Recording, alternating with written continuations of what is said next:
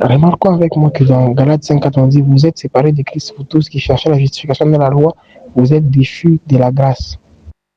Vous êtes séparés, vous tous qui cherchez la justification de la loi. C'est pourquoi on dit cela. C'est parce que la loi, bien aimé, quand vous parcourez la Bible, vous allez comprendre que nul ne peut être jugé juste devant la face de l'Éternel si ce n'est que par grâce. Nul ne peut être déclaré, je ne sais pas moi. Donc, je ne sais pas, parfait devant l'Éternel, si ce n'est que par cette grâce-là. C'est là que vous comprenez avec moi que dans l'Ancien Testament, l'Éternel Dieu n'était pas une présence constante parmi les hommes, parce qu'il est saint. Et c'est pour ça qu'il y avait un jour où tout le monde allait au temple faire des sacrifices d'expiation. Parce que si les saints habitaient parmi les pécheurs, il aurait exterminé tous les pécheurs. Comprenez avec moi que dans les temps anciens, l'Éternel descendait et remontait parce que sa sainteté ne pouvait pas être contenue par les hommes. Parce qu'il y avait une loi. Parce que la loi condamnait, la présence de Dieu ne pouvait pas résider. Mais maintenant qu'il y a la grâce, comme la grâce ne condamne pas, la présence de Dieu peut résider. Donc retenez que la grâce apporte la présence de Dieu. Mais la loi, elle ne le fait pas. La présence de Dieu reste où elle est.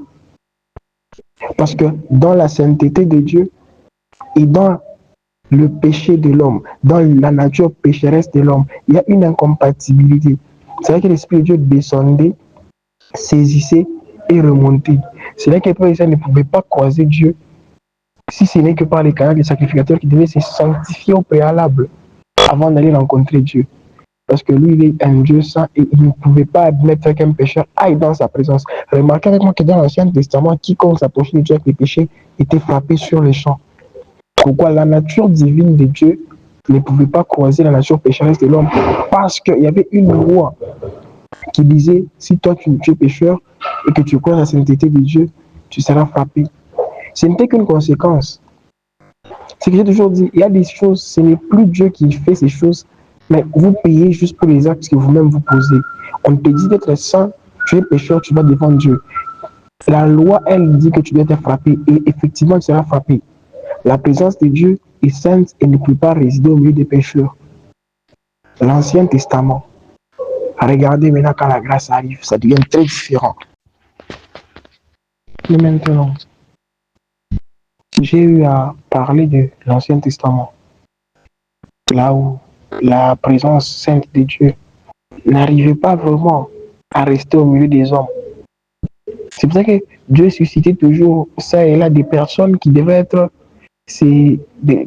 donc considérées comme des médiateurs, des personnes qui devaient établir la connexion entre Dieu et les hommes.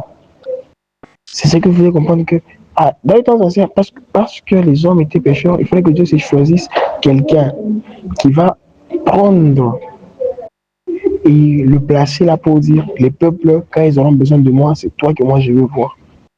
Avec beaucoup d'interdits. Ce n'est pas comme maintenant où tu vas aller dans ta chambre prier et l'Éternel te répond. Non, à l'époque, c'était pas comme ça. Alors, c'est là que la question numéro 2 se pose. Mais par qui sommes-nous condamnés? Par qui ou par quoi sommes-nous condamnés?